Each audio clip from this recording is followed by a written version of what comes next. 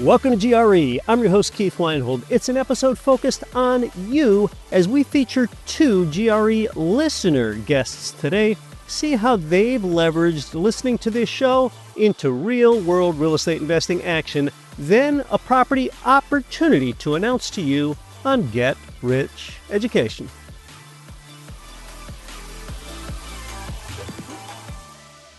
Since 2014, the powerful Get Rich Education podcast has created more passive income for people than nearly any other show in the world. This show teaches you how to earn strong returns from passive real estate investing in the best markets without losing your time being a flipper or landlord. Show host Keith Weinhold writes for both Forbes and Rich Dad Advisors and delivers a new show every week.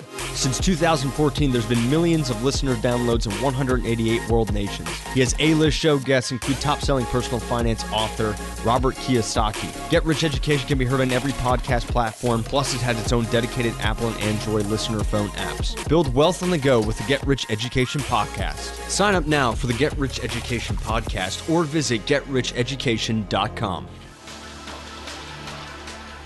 You're listening to the show that has created more financial freedom than nearly any show in the world. This is Get Rich Education.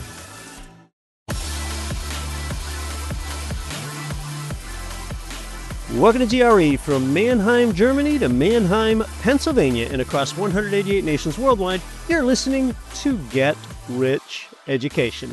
I'm your host, Keith Weinhold. You probably grew up playing the board game Monopoly. Well, imagine playing Monopoly and never buying an asset that generates income. What if you just went around the board collecting $200, giving your money to the rich, and trying to stay out of jail? Does that sound ridiculous? Well, that's how most people live their lives. We don't do that here at GRE. We add real assets that pay us while we own them, and more people can potentially soon get exposure to these asset types. The White House recently reported that Trump made an executive order that is bringing Americans closer to getting retirement plan access to real estate, private equity, and crypto. I mean, think about what that could do to overall real estate demand, pushing up prices. It could make the industry boom, sort of how the advent of 401ks helped the stock market boom. Also, another development is that in order to qualify for mortgage loans, crypto could soon be used as an asset in your mortgage qualification. That's per the FHFA, and that's what they're moving toward. Now, there's been a lot of novel information and developments and stories like that this year as we're in a presidential administration that shakes up all kinds of status quo policies, from foreign wars to tariffs to U.S. real estate.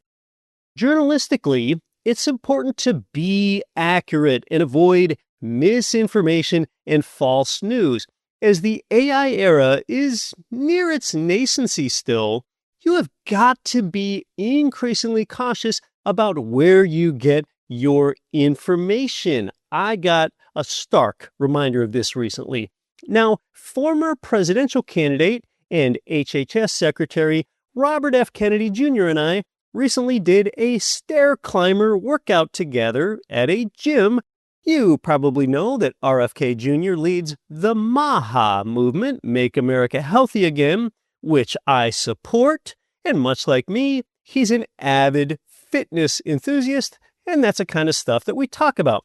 Well, there are now some photos of RFK Jr. and I out there exercising together, something that's okay with me. I'm even proud of that. I shared one of those on my social media myself. He and I don't talk politics or vaccines, or even diet.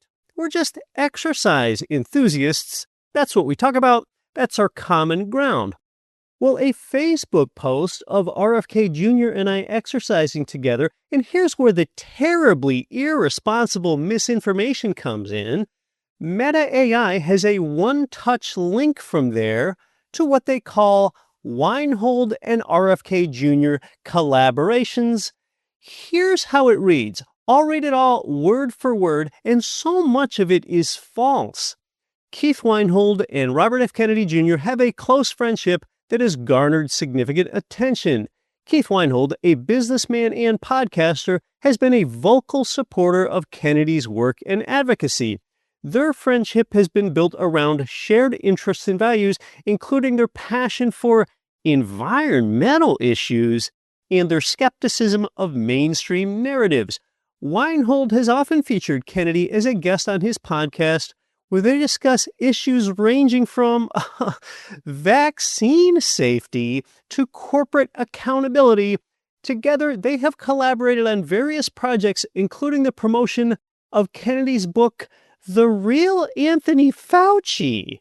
Their friendship has been subject to scrutiny, with some critics accusing them of spreading misinformation.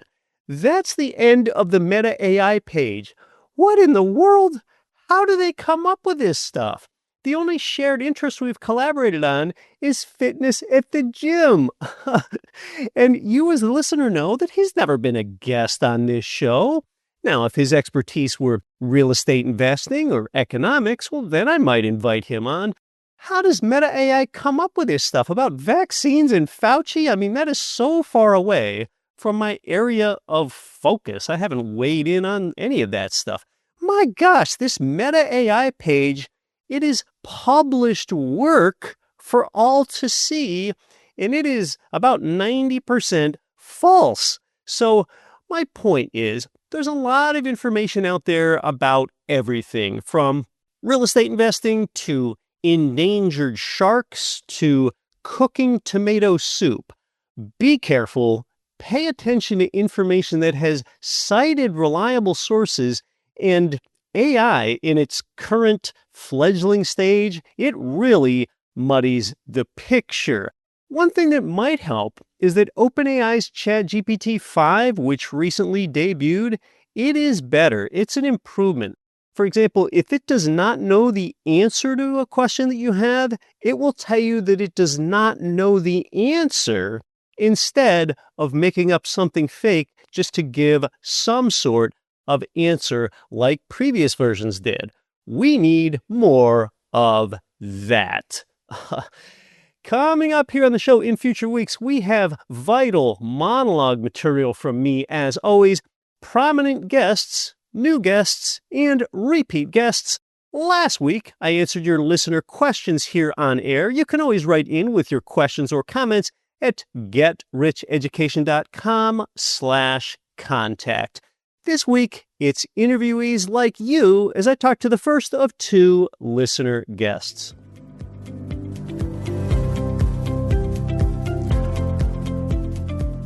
He has been an avid GRE listener for a few years and says that he shifted from Bigger Pockets and other content over almost exclusively to Get Rich Education for real estate and market content. He uses the principles taught through GRE to focus on his niche, which is residential assisted living, RAL, investments at the single-family home level. He owns 2 single-family units that also have ADUs and a handful of RAL units, which has helped him reach his goal of replacing his military income with property cash flow. He is a husband, father of 3 boys, and active duty Navy officer currently stationed in Virginia Beach, Virginia. A buy and hold investor, he began investing in real estate in 2017 and now owns a portfolio that includes rental properties in San Diego, 5 RAL homes in Phoenix, and GP stakes in 2 RAL syndications. He is also the founder of Open Range Capital and the RAL Room. They're 2 platforms dedicated to scaling the RAL model. Again, that's residential assisted living, scaling those across the U.S. And when he's not serving or investing, you can find him on the lacrosse field, playing basketball, training jiu-jitsu, or chasing down any kind of competition. Hey, welcome to GRE, Luke Frizell.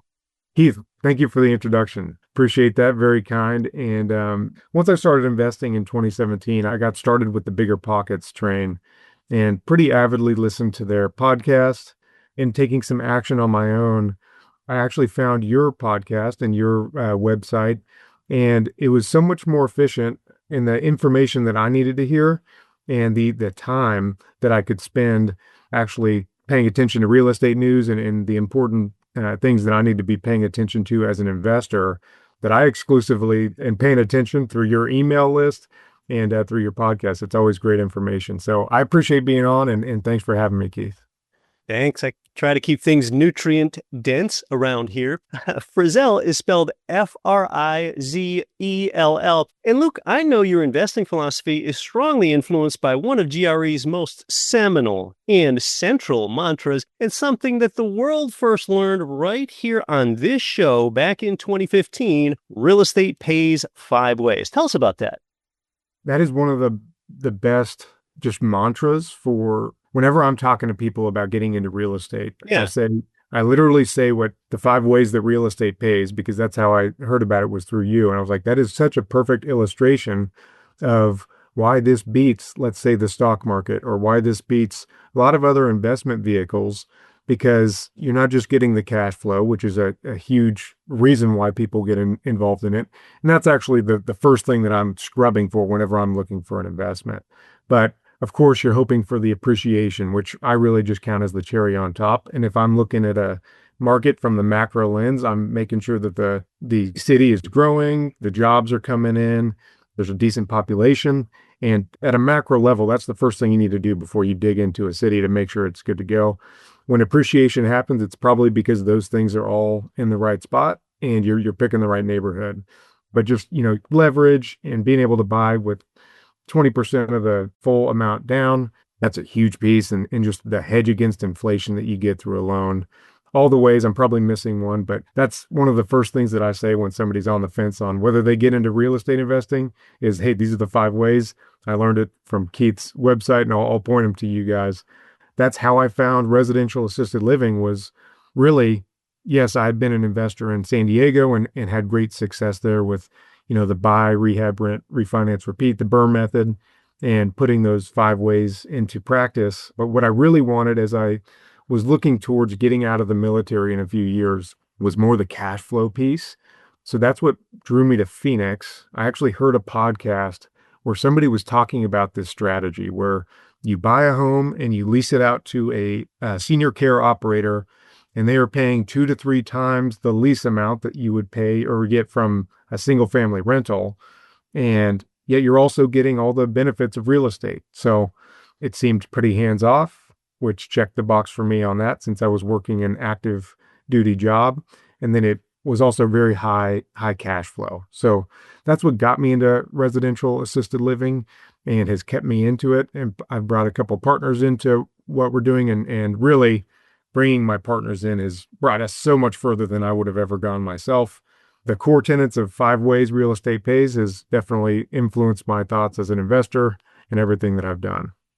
Yeah, I can't believe more people don't talk about the compelling why for real estate investing. And I think real estate pays 5 ways is the most efficient and comprehensive way of doing that for sure. But when it comes to property selection and adding to your portfolio, like you touched on, I know that you like to say that you don't chase doors, you chase quality, and you have sort of this peace of mind with intentional investing over scale. Can you tell us about that? That's a great question. It was really a forcing function that formed my investor mindset. Was it has to be quality, because I don't have the time as somebody who's doing a full-time job that's very time intensive. And sometimes I'm leaving for months on end before I come back. And my spouse works in something completely separately. So she doesn't have time to manage properties and things like that.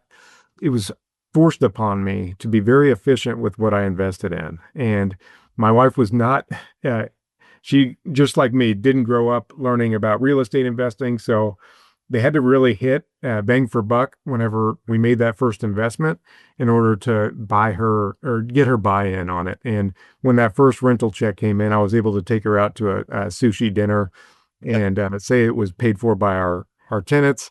And that was kind of the first buy-in piece that got us in there. But yeah, I really chase quality. And we were very fortunate and got a little bit lucky with the timing of our properties in California with COVID and the interest rates. We bought 2 early on in 2017, and then in 2020, before interest rates started going up, before prices got crazy out there. And those have done really well for us. But as interest rates continued to rise and as prices on homes continued to rise, I had to keep the efficient piece in the back of my mind. That's when I heard about the senior care investing. Number one, I was like, hey, yeah, the demographics, it makes sense. There's so many, that demographic of seniors, the boomer generation reaching, 80 years old and coming to that time of life where they need care. That is not going down. The medical system, as flawed as it can be in our country, people are living longer and we need to house them. And people don't want to stay in a big box facility anymore that feels like a hotel and not personal. And you have a one caregiver to 30 resident ratio. People want more personalized care like you would get at a private school. At a public school, you get what you get and you don't throw a fit, which kind of the analogy I make for a facility versus residential assisted living. So what we invest in is the residential level where you actually buy just a regular house and it may have 4 or 5 bedrooms in it and let's say 3 bathrooms. And if it's a single story home that has, let's say, 3,000 square feet, that is a prime home to actually build out into a senior care home. And every state needs these. Every state has different laws and rules and regulations as to what some are going to require different size door frames, different width requirements in the halls, ramp requirements, of course, for wheelchair access and such. At the end of the day, every state needs more housing for seniors. And it's really going to be an education piece on getting people up to speed. We have 5 homes in Phoenix doing this model. There's a lot of network already available there. Like people love to retire in warm weather. Phoenix is just a hotbed for these residential assisted living homes. So that's where we got started. But when you move into, let's say rural Nebraska, it's not going to be as prevalent. So you really got to do a lot more networking and education. To zoom back to your question about quality over quantity, if you think about scaling to $10,000 per month in passive income, quote unquote passive, the way I look at it, if I can have one residential assisted living home that nets $10,000 per month, when I talk about the one residential assisted living home that could make net $10,000 per month, that would be running the operations yourself, where you have, let's say, the average resident across America is going to pay $4,000 to $6,000 per month to stay in a home like what I'm talking about. If one home, let's go with the low end of $4,000 per month, has a capacity of 10 residents in the house, then you can have 10 residents at $4,000 per month. So that's $40,000 gross. Yeah. And then if you're running an efficient home, just having straight up staffing costs that maybe cost you $15,000 per month, and then you have your mortgage and your debt that takes you another $10,000 per month, and let's say another $5,000 for excess costs and food and things. That's $30,000 of expenses. So $40,000 minus $30,000 is $10,000 per month. That's an efficiently run home, but that is not the height of what someone could do with this strategy. We have partners that do $40,000 net per month in this strategy, and that's generally in the dementia care, memory care space. What we did when we started was something called the lease to operator model, and that's a little bit more hands-off. Actually, I would say a lot more hands-off than the actual operations of the home, like what I just said. Because if you're doing the staffing and you have the business liability, that's all pretty involved, and there's a lot of education and a lot of networking that you need to do to get to that point. When I got started in this, I did the lease to operator model because I was time constrained and I didn't want to actually get involved with the hands-on care. Number one, because I was in Virginia Beach and the homes that we were buying were in Phoenix. So there was no possible way for me to do that. When we bought our first home at 10 capacity, so there's 10 residents that can fit in the home, I found an operator and vetted them and moved them into the house, and they're paying me a lease for 5 years. So it's somewhat of a commercial lease, but it's a residential home. And I actually got residential insurance on the house. The business owner that is leasing from me has the business liability insurance. And now they're paying me 2.5 times what would have been the regular lease amount that I could have gotten for that home. So in that area, they're paying me $8,000 per month. on a 5-year lease, and that goes up 3% per year. However, if I was renting that out like a normal house, I may be getting $2,000, $2,500 per month every month on a long-term lease. That's This just way the manager operates it rather than you. right. So I actually empower the manager, or this operator is what we call them. That's why it's leased to operator. I empower this manager to actually run it themselves. I don't tell them you can't paint the inside of the house. I don't tell them you can't redo the floors when you want. If they want to do that, that's on them. But they owe me that lease amount every month, and I empower them to run the home however they want. What I'm making sure happens is I'm paying for the insurance on the house, and I'm making sure the roof is stable and the walls are not going to collapse. Everything else, from utilities to whatever, is on them. And they are a full-fledged business owner in there, and hopefully they stay once the 5 years is up. That's a really interesting way to do it. By the way, just dropping back to your earlier comment, I like how you say your wife doesn't have time to do the property management. I think we both know that we are protecting her standard of living and quality of life when she is not the property manager. Yes, I think it's common knowledge in America that the senior population is growing faster than the overall population. In fact, about 4 past GRE episodes featured the late great Gene Guarino here on the show, a big educator in the residential assisted living space. We've got this aging population, the silver tsunami, the demographics about it are surely undeniable. I think a holdup for some people is that you're merging real estate investing with an active business. However, you've just described something where you're sort of withdrawing from that active business part, getting a leaseholder to pay you 2.5 times the market rent if you just had it as a buy and hold property and having them operate it. Is that right? Yeah, and that's obviously I say 2 to 3 times. I like to call it Airbnb numbers in a good market without the stolen paper towels. You know what I mean? Like, Got the stolen paper towels, the vacancy, yeah, the managing a listing, the cleaning, right? So you're reaping the rewards of, let's say, an Airbnb without any headache. Because once you've set that operator in there and you've empowered them to do it and you have a rock solid lease, you're wiping your hands clean. I have to reach out to my operators to get an update from them to make sure that everything's going well, because they're not reaching out to me. They're running their home, and hopefully, if I've empowered them the right way and I am allowing them to be successful, and they reach out to me and say, "Hey, Luke, I want to actually expand operations. So if you buy another house in this area, let me know so that I can expand my operations there as well." Yeah, well, do you have any last things to tell us about the residential assisted living? For example, I know you have 4 strategies for one to get invested in it. That's a good question. And just to hit on your last point, I actually like that you can mix the real estate with the business if you have time for that. And many people can do that, especially if you come from a healthcare background or you're a nurse that you're just looking to do something out on your own and not just spending your hours working at the hospital. And maybe you're a caregiver that's not paid well enough and you're overworked, but you know that you could go and do something like that. Or you're a doctor. A lot of people can go out and do this themselves. But if you're like me and you're just a working professional that doesn't have time to get into that, but you do have people skills and can figure out, like, hey, I've interviewed about 5 different operators for this, and I can tell that this one meets all the marks, and they're going to get in there, and I can trust them, and they have a good extensive experience in this space, and they're going to pay me a reasonable lease that makes sense for why I'm putting the risk into this. Yeah, I'm going to pick them and get them in there. That's a really good option for people. So that's one of the strategies, is lease to operator. Another strategy is the one we already talked about, which is own and operate. So you're getting the power of real estate. You're leasing from yourself, so it's one entity, one business entity owns the property, one business entity owns the care business, and you're leasing from yourself. And there's some major tax benefits to doing it that way. That's obviously the most time intensive, and you're probably going that route if you want to make this your life's path.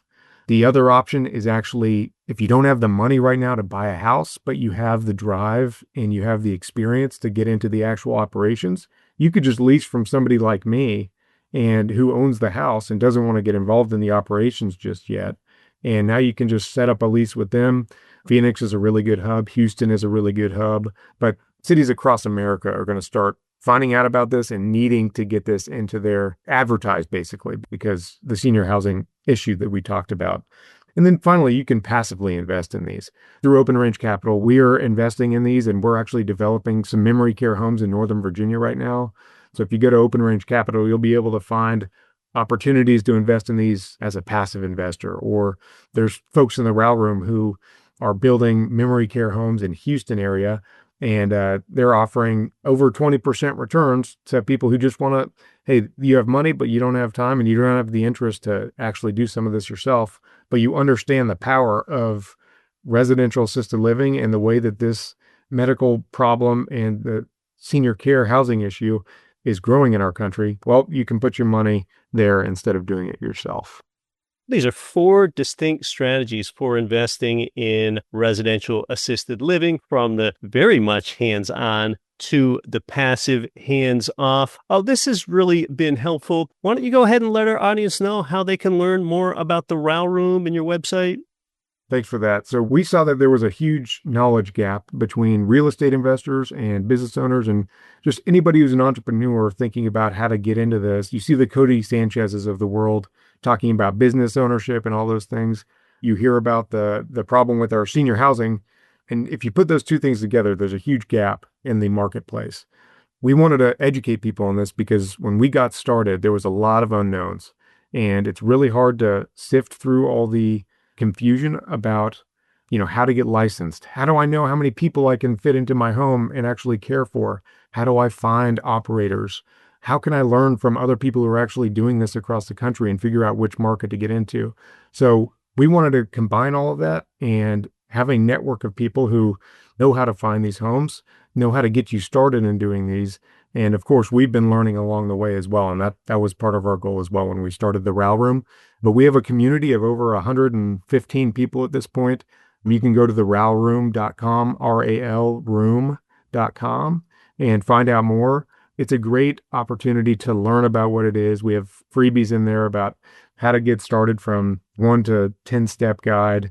And we even have a free podcast called the RAL Room Podcast. So tune into that if you haven't done it yet. This has been informative, terrific stuff from Luke Frizell. The audience will benefit from your point of view. Thanks for your time and intention today.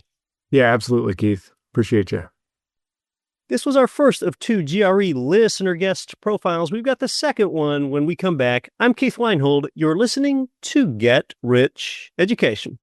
The same place where I get my own mortgage loans is where you can get yours. Ridge Lending Group, NMLS 42056. They provided our listeners with more loans than anyone because they specialize in income properties. They help you build a long-term plan for growing your real estate empire with leverage. Start your pre-qual and even chat with President Chaley Ridge personally. While it's on your mind, start at ridgelendinggroup.com. That's ridgelendinggroup.com. You know what's crazy? Your bank is getting rich off of you. The average savings account pays less than 1%. It's like laughable. Meanwhile, if your money isn't making at least 4%, you're losing to inflation. That's why I started putting my own money into the FFI Liquidity Fund. It's super simple. Your cash can pull in up to 8% returns and it compounds. It's not some high-risk gamble like digital or AI stock trading. It's pretty low risk because they've got a 10-plus year track record of paying investors on time, in full, every time. I mean, I wouldn't be talking about it if I wasn't invested myself. You can invest as little as $25K, and you keep earning until you decide you want your money back. No weird lockups or anything like that. So if you're like me and tired of your liquid funds just sitting there doing nothing, check it out. Text FAMILY to 66866 to learn about Freedom Family Investments Liquidity Fund. Again, text FAMILY to 66866. This is Richard Duncan, publisher of Macro Watch. Listen to Get Rich Education with Keith Weinhold, and don't quit your daydream.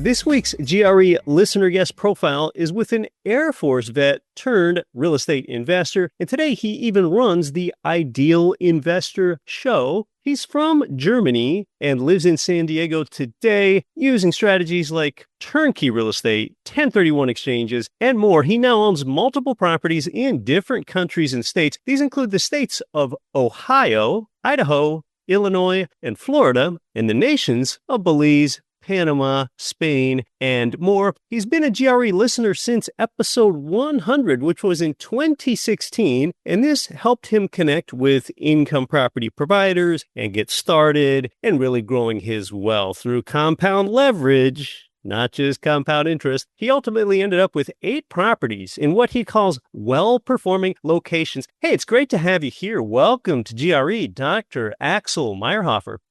Hey, Keith. Thank you for having me. Meierhoefer is spelled Meierhoefer.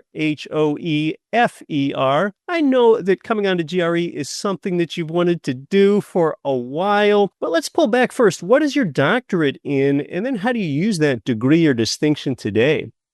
Well, my doctorate is in organizational change and leadership, and the dissertation that I wrote as the study at the end of the degree program was about business coaching and whether it's better for a company to have internal coaches versus external coaches. And when you're diving really deep, I don't know if you're aware, but PhD stands, at least in my book, for piled high and deep.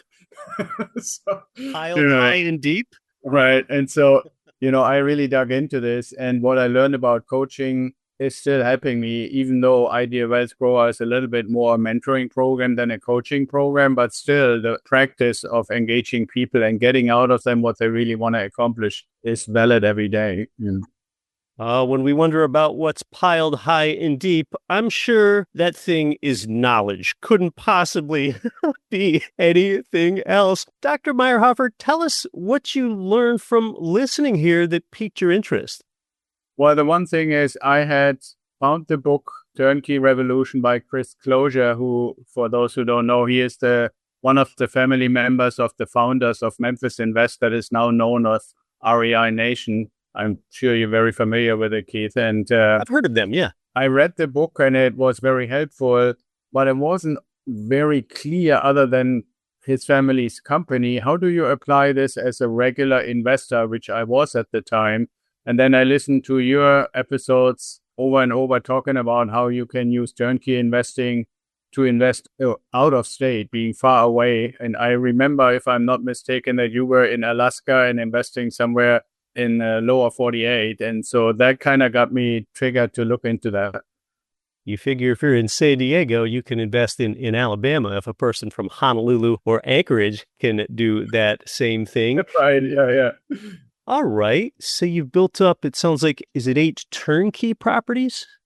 It's 8 turnkey properties. And then I have a few other things. Like I also listened to episodes that you had about agricultural investing. So yeah, in Panama, the first investment was in a coffee farm. And then a little later, I also discovered some, you would call them like little cabin, kind of like vacation cabin investments and stuff.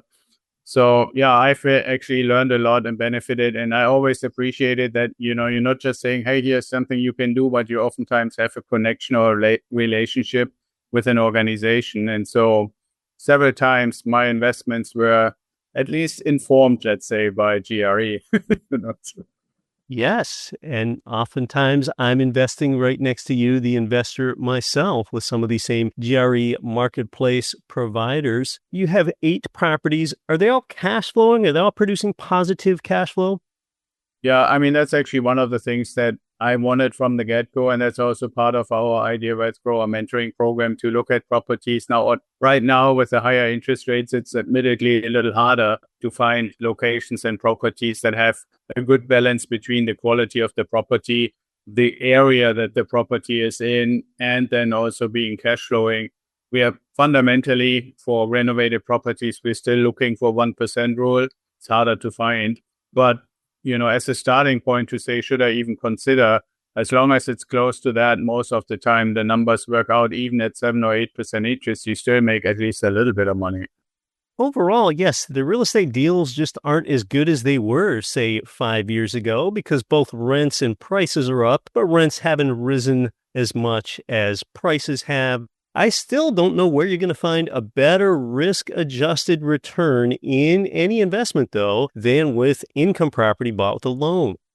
Yeah, I'm with you on that. And I mean, I remember vividly, not only in books and other research, that people have this apples to oranges comparison thing going on all the time, right? I always say, okay, well, tell me if you can buy stocks where somebody gives you 80% of the money and I only need to put 20.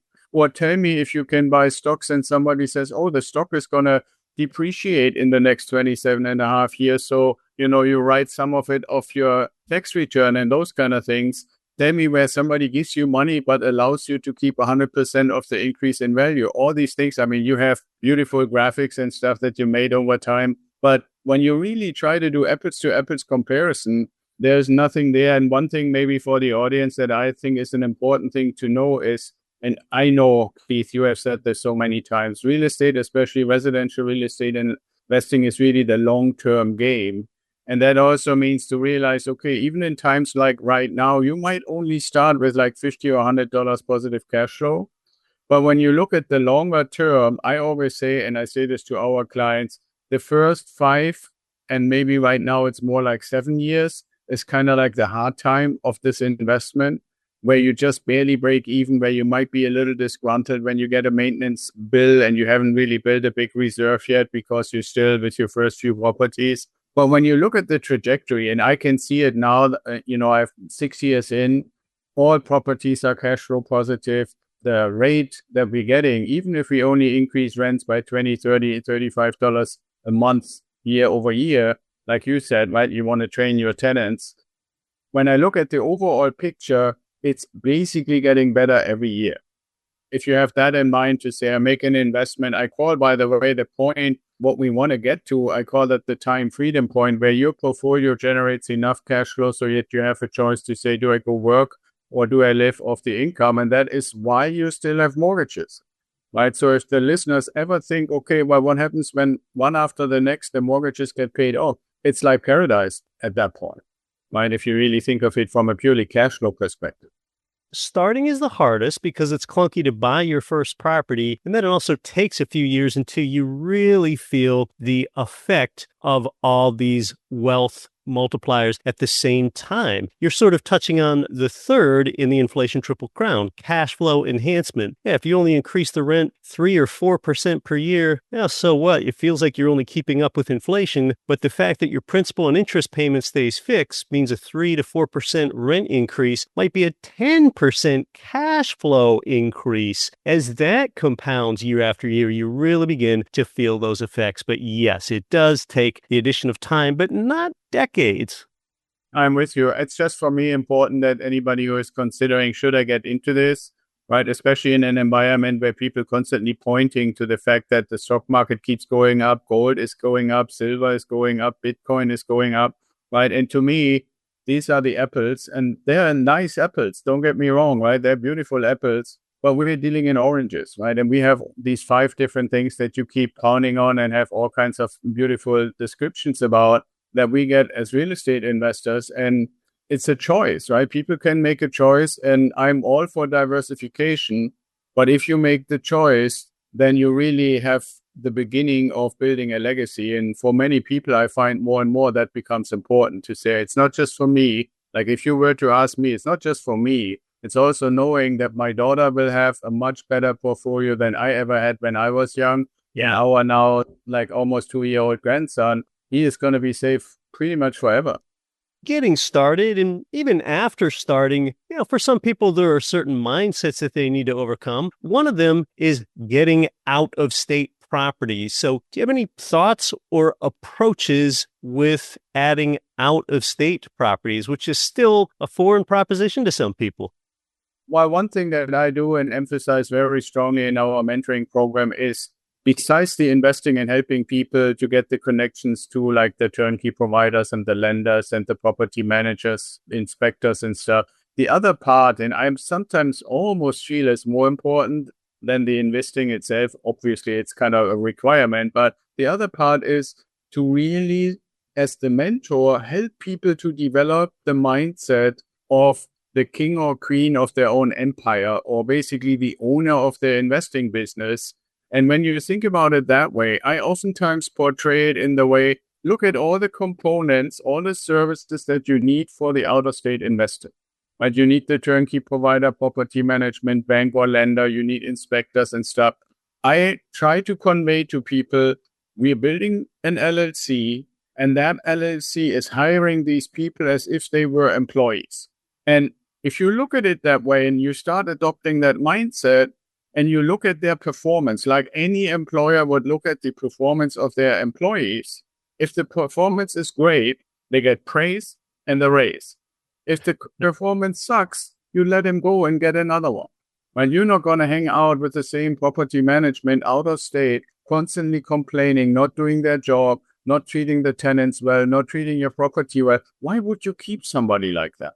So it's this aspect of building a mindset of, yes, you might have a job, a regular W-2 job, but for the purposes of building your real estate portfolio, you are the business owner and you're hiring all these services. And when that clicks and you start treating the people that you're working with in that way, with respect, but with every expectation that you pay them for their services so they're supposed to perform, that changes, in my opinion, in my experience, that changes everything.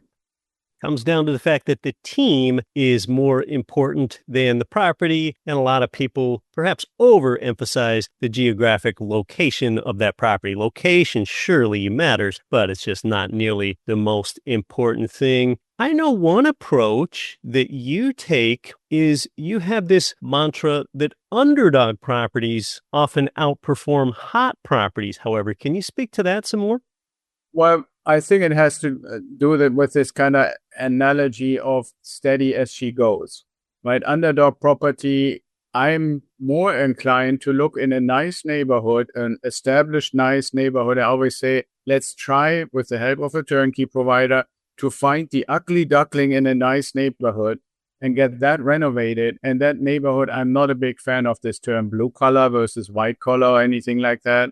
But if you bring the ugly duckling back to be the white swan of that neighborhood, you have, I believe, a very good probability that that will be a very long time longevity, well-respected, well-rented, well-performing property, rather than, running after the shiny object, the most, like, I don't want to really open wounds, but I know that a lot of people ran to Austin, Texas, because everybody said that's the market you got to be in. Right. Prices were outrageous. Rents looked good for a little while.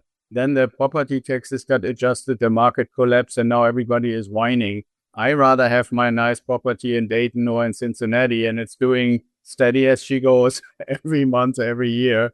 Right. So that's what I meant by that. A friend and prolific apartment investor, Ken McElroy, who's been a frequent guest on this show, Ken says, look for distressed properties, not distressed markets. There's a lot in that. Yeah, I'm very much with Ken on that. And it's not just for apartment complexes. I think it fits just as well for single family or duplex, triplex, fourplex properties. Yeah, we want to avoid those distressed markets. It takes a long time for them to turn around, and every property in that market floats up or down with it. Well, Dr. Meierhoefer, as we think about the future, you've been around this space for a while now. Like you mentioned, you're even helping mentor some others. Where do you think the residential real estate market is headed the next few years from your perspective? I really have the feeling it's kind of a little bit like a coiled spring that is basically being wound tighter and tighter and tighter. Because people may not agree with me. I think everybody is entitled to their own opinion, but I'm a little bit refusing to believe that the dream and the interest of owning your own property for yourself and your family supposedly has gone away. What I believe is that the circumstances, both from can I qualify for a loan? Can I afford the price? Can my wages actually work for what I want to accomplish? That balance is out of whack a lot right now. But I can totally see when we're looking in the future that we will see interest rates coming down, properties still being in high demand. And for us as investors, I don't know if you had it on your show before, but I oftentimes being asked, is it still the right time to invest? And my answer is always, like most people in residential real estate, the best time was 20 years ago. The second best time is today. Yeah. And if you adopt this idea of like this coiled spring getting ready, I mean, just ask yourself, people, the last time they really did anything meaningful was basically in 2022. Let's just assume it takes another year until interest rates come down and another 6 to 9 months for the market to really start adjusting. So that takes us to the middle of 2027. That would mean for 5 years, hundreds of thousands, if not millions of people who wanted to do something, wanted to move, wanted to get a house, wanted to get a bigger place, they finally can. That's kind of the window that I'm looking at. With, not to say there will never be another opportunity, but why would you wait until the market goes crazy when you have it really nice, really calm right now, almost no competition for owner occupants? It's really an investor market right now. We can pick and we can be diligent and we can negotiate with the builders and all this nice stuff. No time pressure. They even tell you, I know, Keith, they tell you too, when you have a client, make first sure that the client is qualified before we even talking about price. I remember times when I bought where I was told you have 72 hours to decide if you want it or not and get it under contract because I have 100 people out the door who want it. It's the calm before the storm, if you ask me. I can't tell exactly when that storm is really going to hit, but nobody can convince me that if 5 years the market is basically frozen, that when you release it and open the door, that it's not going to be pretty crazy, in my opinion. That's a good analogy. We're in this period where we have a compressed spring. Lower interest rates could open up that spring to bounce up because we have really, it's all this pent-up demand, a pent-up demand spring. And we know as mortgage rates fall, millions more people qualify, increasing the demand for a fixed supply of housing. Well, this has been helpful for the audience. In closing, Dr. Meierhoefer, do you have any last thoughts? Anything else that you want to share with the GRE audience at all? Well, the one thing I would say is, you want to work with somebody. Real estate investing, when you have somebody who has built the experience like you have, Keith, with your programs and all the partners you're working with, similar to me over the last 10 years, I think it's a great opportunity to do it now where you can and have the time to learn and work together and take advantage of this relatively calm market because it's probably not going to stay that way. And on the other hand, I also feel that too many people are going, like you said, in a slightly different context after the current shiny object. And I would hate for people that made good money in the last year or two in the stock market to lose it all because what goes up comes down, especially in these kind of assets. Why not take some profits and put it where you really have the long-term perspective like you and I have always suggested for people? And is there a good resource where someone can connect with you? Because we've learned that you've taken such an interest in this and you've begun mentoring people. Is it Ideal Wealth Grower?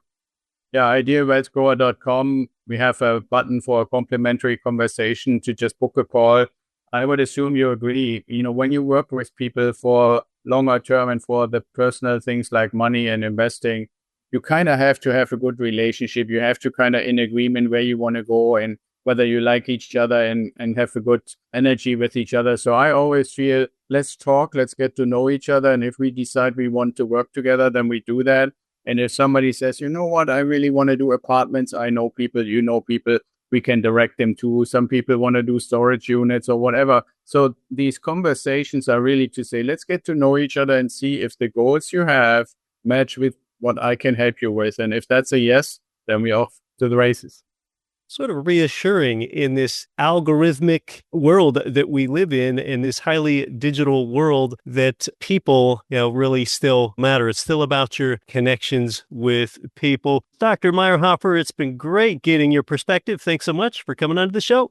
Thank you, Keith, for having me.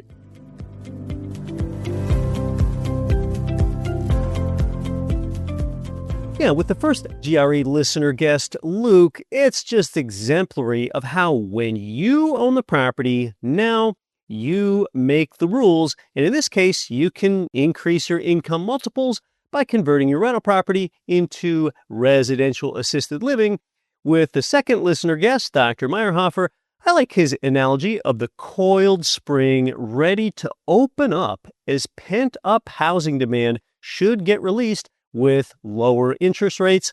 Both guests have a military connection, which is merely a coincidence, but today's listener guests were chosen because unlike others that we've had here, they've each started their own real estate mentoring platforms influenced by listening to this show.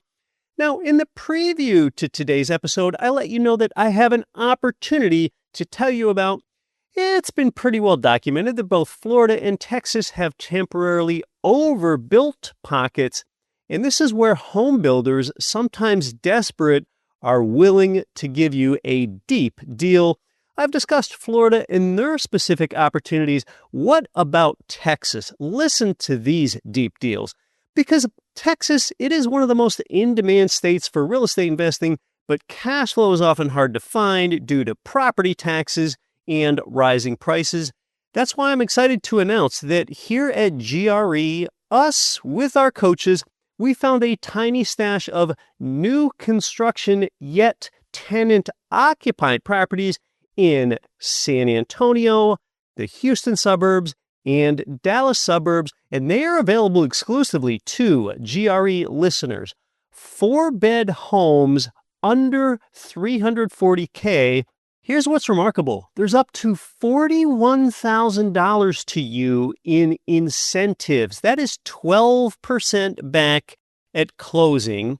Interest-only loan options as low as 4.75%. Yes, they're already leased to long-term tenants.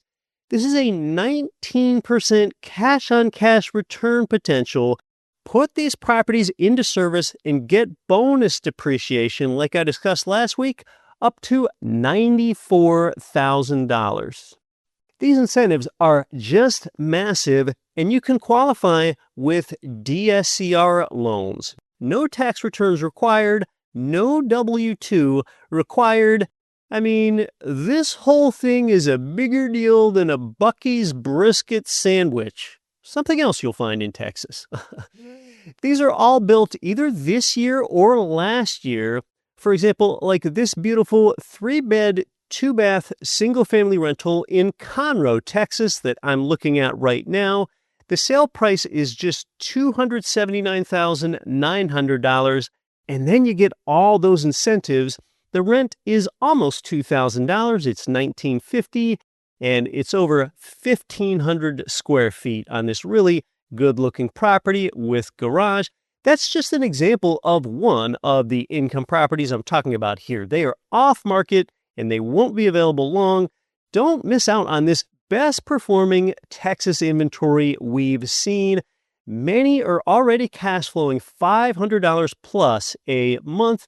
Chat with a GRE Investment Coach, and they'll show you the best picks before this inventory evaporates. Book time with them. It's free. You can do that at greinvestmentcoach.com. Until next week, I'm your host, Keith Weinhold. Don't quit your daydream. Nothing on this show should be considered specific, personal, or professional advice. Please consult an appropriate tax, legal, real estate, financial, or business professional for individualized advice. Opinions of guests are their own. Information is not guaranteed. All investment strategies have the potential for profit or loss. The host is operating on behalf of Get Rich Education, LLC exclusively. You know, whenever you want the best written real estate and finance info, oh, geez. Today's Experience limits your free articles access, and it's got paywalls and pop-ups and push notifications and cookies disclaimers. It's not so great. So then it's vital to place nice, clean, free content into your hands that adds no hype value to your life. That's why this is the golden age of quality newsletters, and I write every word of ours myself. It's got a dash of humor, and it's to the point because even the word abbreviation is too long. My letter usually takes less than 3 minutes to read, and when you start the letter, you also get my 1-hour fast real estate video course. It's all completely free. It's called the Don't Quit Your Daydream Letter. It wires your mind for wealth, and it couldn't be easier for you to get it right now. Just text GRE to 66866. While it's on your mind, take a moment to do it right now. Text GRE to 66866.